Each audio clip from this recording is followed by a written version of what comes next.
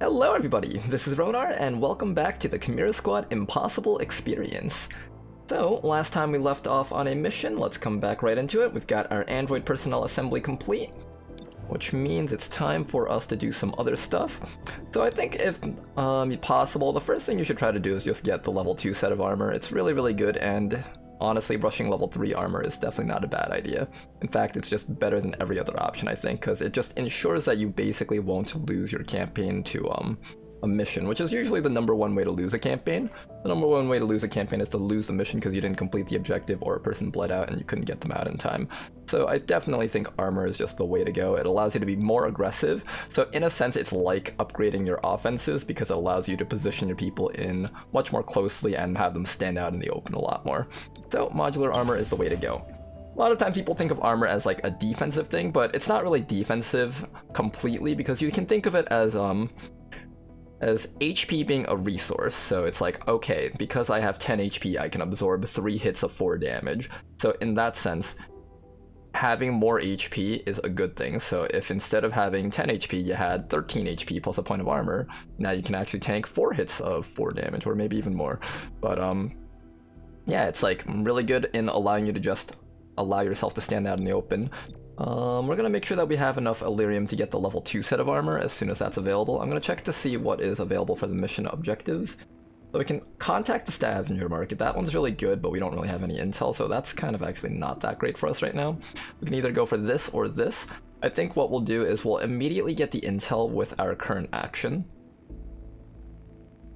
Yeah, that's what we'll do. We'll get intel immediately with our current action. I am actually just going to, There's 2 train of thoughts that you could have with the Vigilance, Reduce District Unrest. One way is to use it right before a place reaches 5, so you have the option to decrease it in the places that matter the most. The other option is to just use it right away as soon as possible, because it goes on cooldown, and that means it comes off of cooldown faster and you can use it again.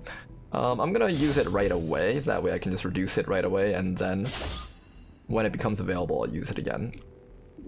It's 4 days, so if we use it now, within 4 days we'll get to use it again. And since I reduced it now, even though this place is rising by 1 for 2 days, it's never going to max out, which is fine. So we'll use it there, and because we're going for the intel one, let's go for the Elerium one over here. Make sure we'll have enough Elerium to do the research for better armor. I'm thinking we just put in... I do want to fix up patchwork right now. The hobbled is really bad. That one just lowers your mobility by a bunch, and you really want to make sure that you can get to the objective on time. So I think we're going to get rid of fitness for now. And we won't have anyone working in here, nor will we have anyone doing covert ops, but that's completely fine. We do want to just make sure we fix up to the hobbled. Let's do that. And there we go. Got the 45 intel. Not too bad. Then let's go check out the next mission. Is shaken by the untimely loss of our mayor. But with everything 45 intel versus 1 scope. I don't really care too much about the scope, and it seems like the thing will max out for both these areas, so I think I'm gonna go for this one over here. You're absolutely right. This is a and what else we'll do is we are going to get more of these field teams. I'm gonna put a field team right over here if possible. Another... we don't have enough. Do we take the 15 credits income? We do eventually want some of these. Let me get the Elerium income first. I think that matters a little bit more earlier on. So we're gonna get another 10 Elerium income from this at the end of the week, and we're also gonna get the I think we'll do at least 1 covert up for 20 Elerium, so that should be enough to get the medium tier armor, the level 2 one. So that's good, and we're just gonna pick up some more intel. As I said before in the past, the basic scope is just not worth it. It's 5 accuracy, 5% is 1 in 20 shots your shot will matter, or having that weapon mod will matter. It's not really that big of a deal. Not as much as this 45 intel though. Destroy the device in question when authorized. Keep your distance if you can. Patchwork didn't have any items on her, so that's completely fine. We're going to be using Terminal here to replace Patchwork. Now, that does mean we can't kill androids as easily, so that will make this mission a little bit more difficult. Generally, Terminal is considered a good unit, but she does get a little bit weak at some points. I love how they put the gremlin in front of her so you can't even see her face. But Terminal is weaker on 1 encounter missions, because on 3 encounter missions, you have to go through 3 battles, so being able to top off your HP so that your frontliners like Axiom can stay in there is a really, really good thing. But in 1 encounter missions, once you're like low on HP, it doesn't matter because you trade off your HP to kill the enemies.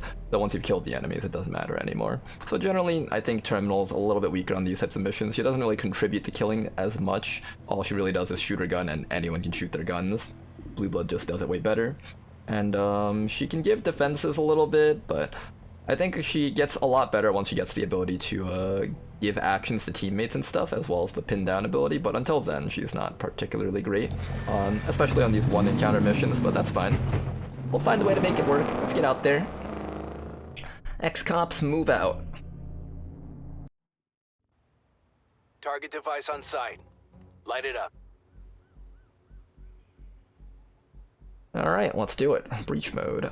We can go through 2 entrances. Last unit through this entrance will have their weapons disabled, or things will not shoot us. I think the things not shooting us is way better, so we're gonna put Claymore in there with Axiom second, Blue Blood third, and Terminal last. There we go. Now, what we're going to want to do is probably use a team up right away. I don't know if I'm using it on Blue Blood or Axiom yet. We'll think about that. We should definitely get rid of this guy. He's also ruptured because of Claymore's ability. I believe he ruptures enemies that are at the site or something. I think that was your ability that caused the rupture. That, or it was the entranceway itself did something with that. Nice, he's down. And all that's left is to focus on the remaining enemies. We can either focus on the hitmans, or we can focus on the turret. I think we focus on the turret. Okay, maybe we should have focused on the hitman. Nice damage, all 0 of that damage.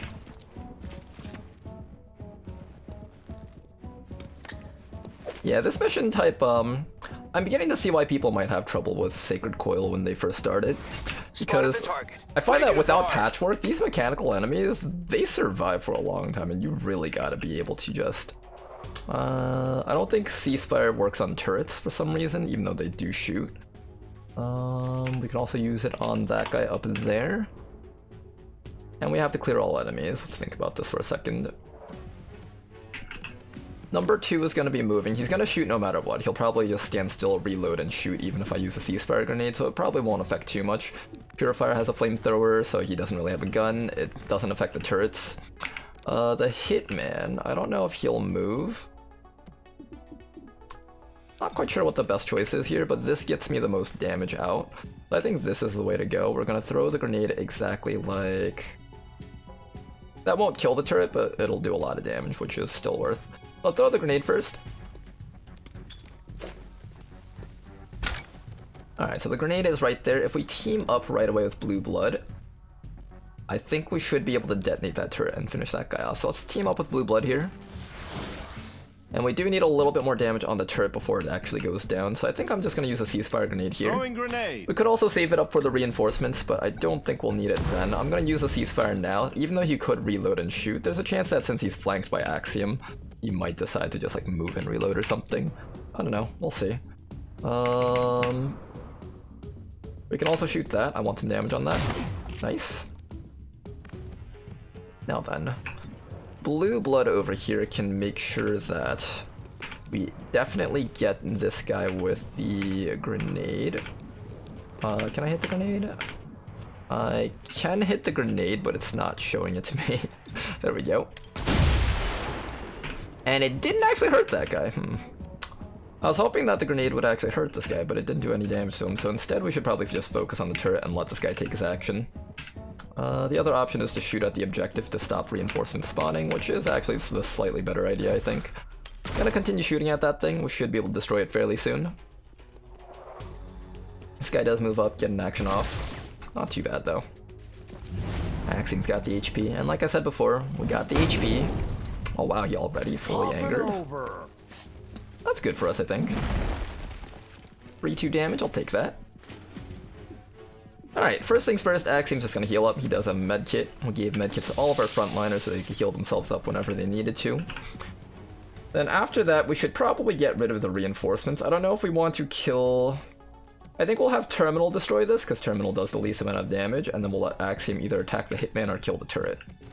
Attacking the hitman is not a guaranteed kill, but knocking out the turret is, so I think that's what we're gonna do. We're gonna psych up first. Wired up. And then we're just gonna step Axiom all the way up to here and just shoot the turret. Now, this flanks Axiom to the hitman, which is actually good for us in a way, because what happens is that the hitman is going to try and take an action against Axiom. And then instead he's just going to use disable weapon attack. The disable weapon attack seems to be what the hitmans almost always do, and that does basically like 1 damage, 2 damage if it crits or something, and it basically doesn't do any damage to kill. Finish off that turret so it can't actually kill anyone. Can't kill anyone. Honestly, in this game, it requires like 2 shots for anyone to actually die. You've got so much HP. Oh, he crit for 3. Wow. But like I said, his crits don't hurt very much. The most he'll do is just disable his weapons. Hello, neighbor. In fact, he actually just made Axiom even angrier. Nice. We can actually get a capture off on that.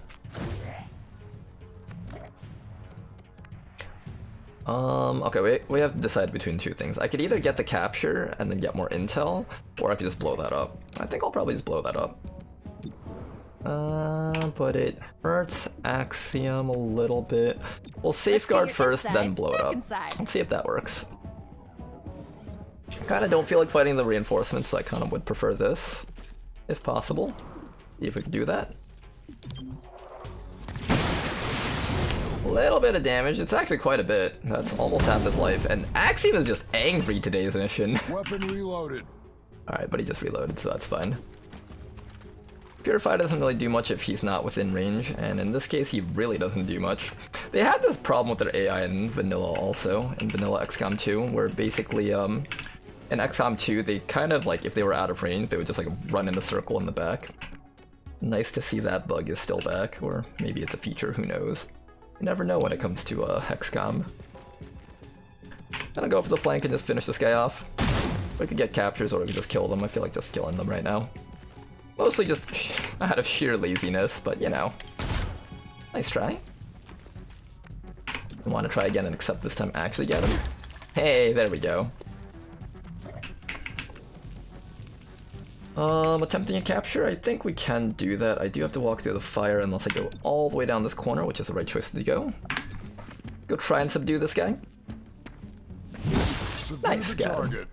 Even if we fail, we had terminals back up to heal up Axiom to full. Only light wounds on Axiom, nothing too crazy. There's a 20% chance that we get intel, so as long as you capture 1 enemy, like 1 out of 5 missions, you'll still get rewarded for it. Worth it to at least capture something if you can. Now, if I were really optimizing, I would wait till reinforcements came and then capture 5 of those and then end the mission. But I think that's a little bit of unnecessary excess work. I mean, you can. I'm not knocking anyone for trying, but I personally myself don't think that's worth the time. 45 intel minus 2 unrest sounds good. Sacred Coil is abducting humans for genetic experimentation. Those who survive are no longer themselves. This cannot continue. Find them, stop them, and get those people back. Alright, and that is going to be the end for this episode over here. Nice and short episodes. I find that a lot of these Chimera Squad episodes are quite short. You go through like 1 mission and you do like a little bit of squad management. Definitely it's a lot shorter than XCOM 2 episodes. XCOM 2 episodes were like 30 minutes a piece or something. But that's kind of nice. I think this is something that's easy to just put some effort into, and I can just pump out a video for you guys to watch, and I get to actually talk about some mechanics. And these are mechanics that don't just apply to Chimera Squad. A lot of these mechanics, while some of them are like specific to Chimera Squad, but there's a lot of mechanics that do also pass over into XCOM 2, XCOM 1, even like just other games like Phoenix Point.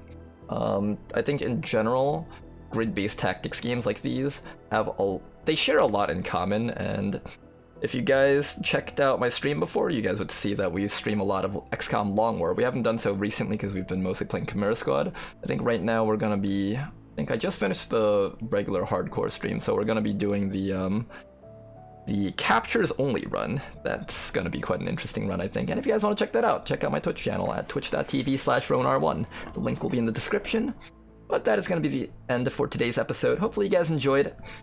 And don't forget to like and subscribe, that really helps the video out. Until next time, bye-bye. Thanks for watching.